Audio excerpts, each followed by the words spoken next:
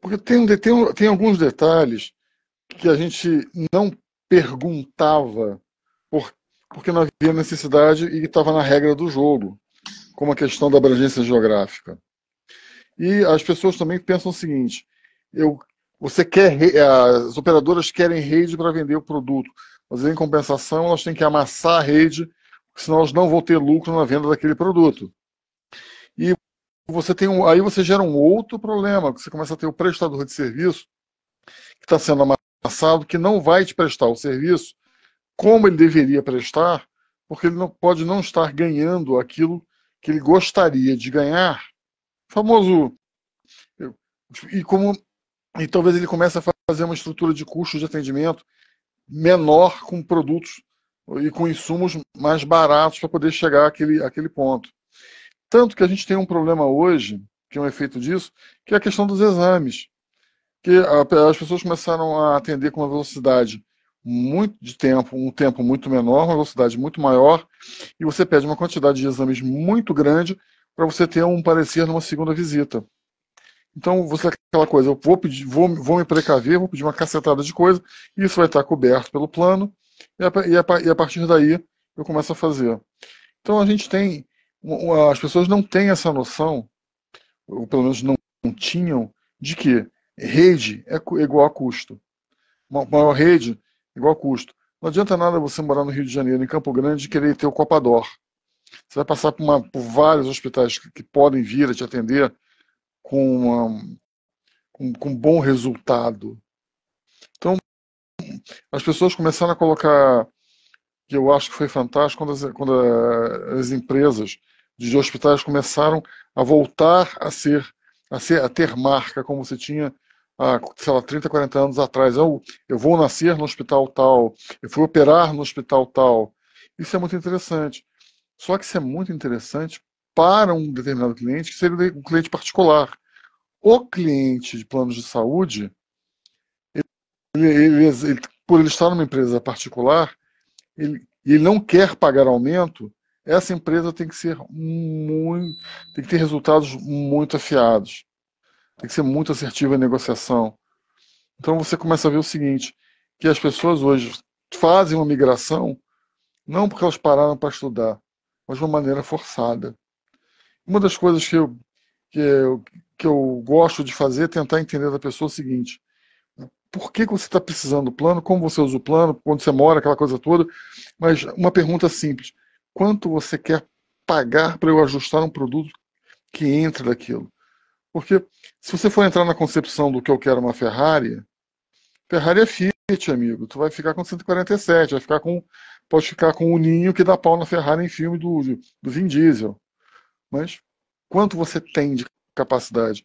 E como a gente não está acostumado a mexer com toda essa parte financeira, de educação financeira, e, e, e vendo que plano de saúde ele é despesa e não uma maneira de proteção, até porque muitas pessoas pensam o seguinte: eu já pago o INSS, então para que eu vou pagar um plano de saúde? A saúde pública ela funciona em algumas cidades, porque ela tem a parte municipalizada dela. Ela funciona em alguns estados melhor do que outros. Então você vai ter, às vezes, dificuldade de colocação em alguns locais, que você fala assim, não tem hospital aqui porque o pessoal não quis investir na região.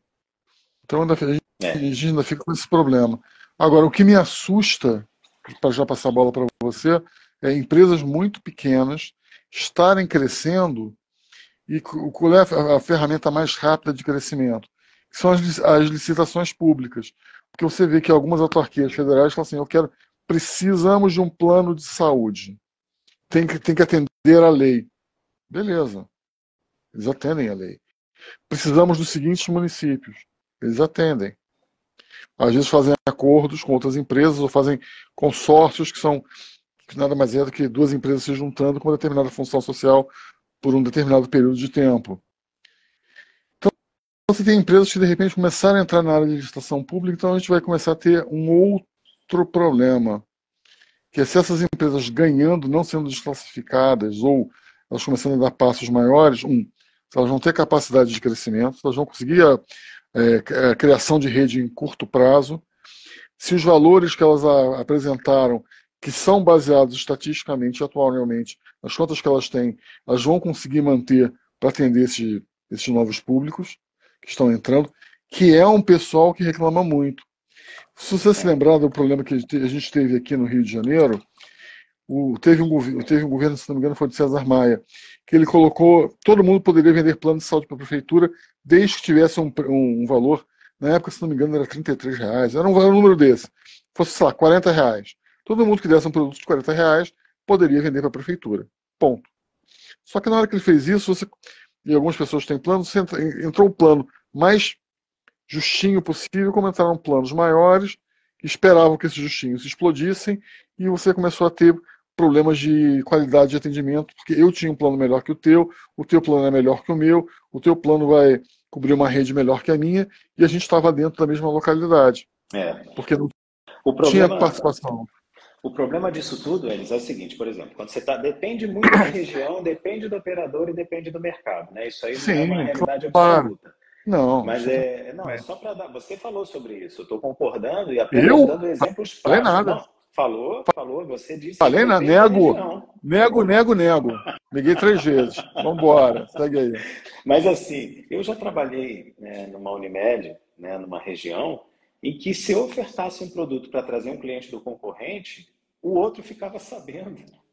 Então eu chegava lá, não, mas você deu preço para fulano, agora o meu preço está tanto. Falei, não, mas aqui tem tanto. Até você explicar, porque era uma relação muito intrínseca ali, né, da sociedade. Você esbarrava com todo mundo no final de semana, encontrava no mesmo local, estava almoçando com a família, via alguém.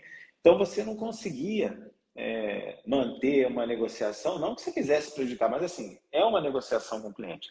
E outra coisa, você deu um exemplo do seguinte, quanto você quer pagar? Quer ter uma Ferrari? Legal, mas a exemplo da Ferrari, é ótimo de comprar, mas é difícil de manter, depende do patamar financeiro de cada um. Então, o plano de saúde é a mesma coisa. Você larga muito alto no preço, se você quer um produto, e qualquer reajuste que você impute aqui, esse preço vai crescer mais rápido. É natural. Agora, quando você parte de um plano muito abaixo também do que o mercado oferta, R$ 33 para um plano de saúde, nem que seja ambulatorial, não sustenta. Não há sustentabilidade Isso para isso. foi. Eu acho que isso foi Isso foi. em Já tem. 2017, 2016. Eu Não, escutei alguma história desse tipo no foi um Rio. pouquinho. E não está. Foi um pouquinho antes. Isso foi antes. Porque o que o cara fez? Para evitar brigas com as licitações, ele colocou um preço base. Mas foi um preço base baixo.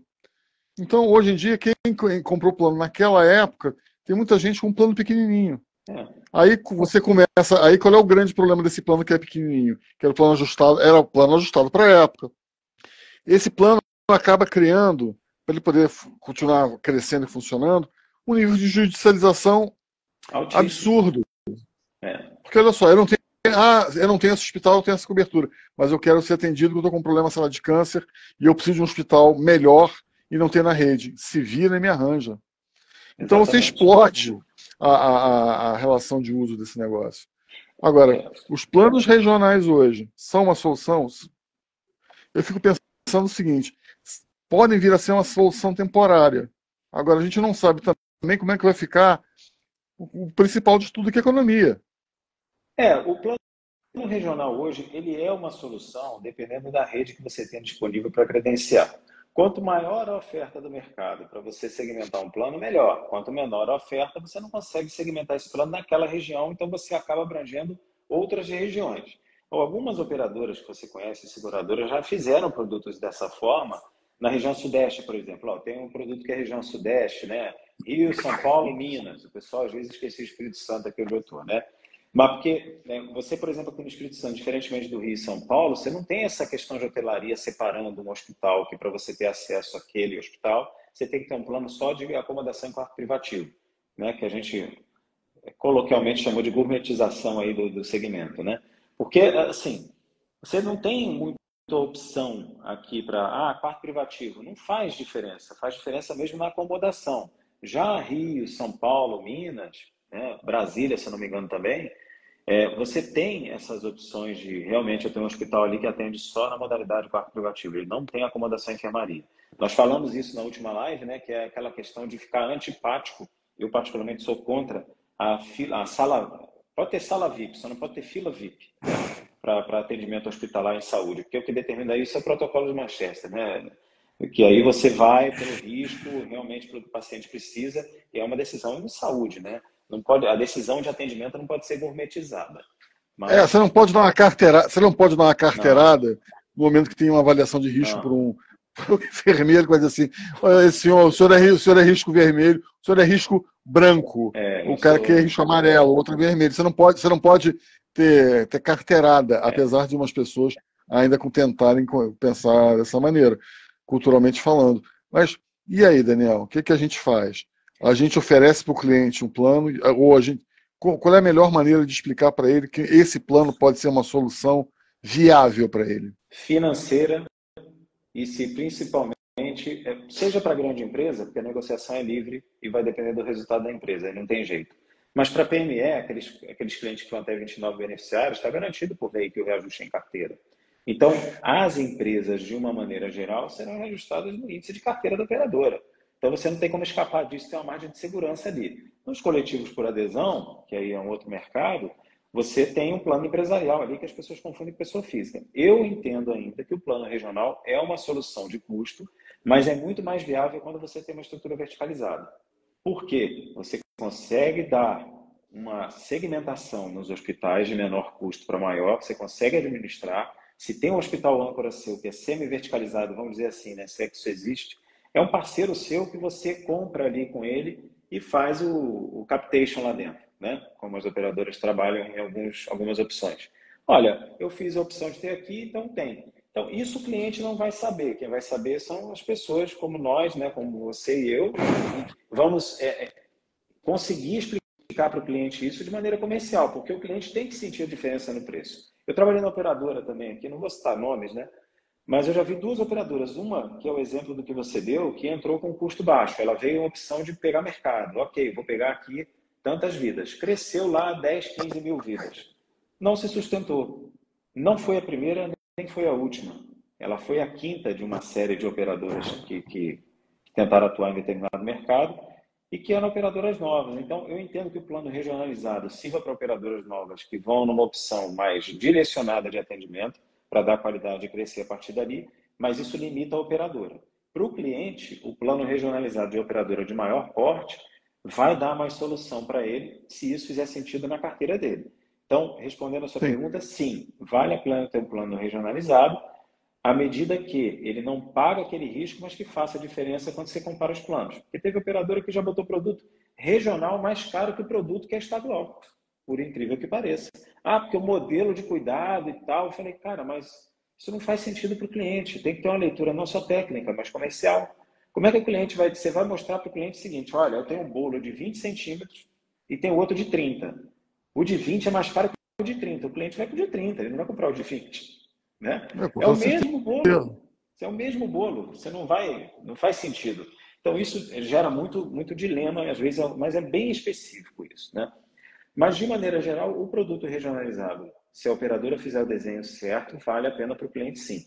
A não ser que o cliente quer, não, eu quero hospital tal, aquele determinado hospital. Olha, esse hospital só vai ter nesse aqui, se ele fizer um produto só com ele, vai ficar mais caro. Então aqui tem uma diluição de risco, de possibilidade de risco na carteira, que torna esse produto mais viável. Então, você vem para esse produto aqui, que ele é estadual. Quando a gente fala de plano regional, pode ser municipal, estadual ou grupo de estados também, né? Não estamos falando só de Sim. uma região pequena. Então, não precisa ter o Brasil todo credenciado ou 20 estados da federação. Você pode optar por um produto que tem 4, 5 estados, onde você circula mais. E, normalmente, as operadoras, com a sua oferta, elas sabem onde é que o cliente consome mais, onde é que estão aquelas vidas ali, né? Para poder dar o suporte.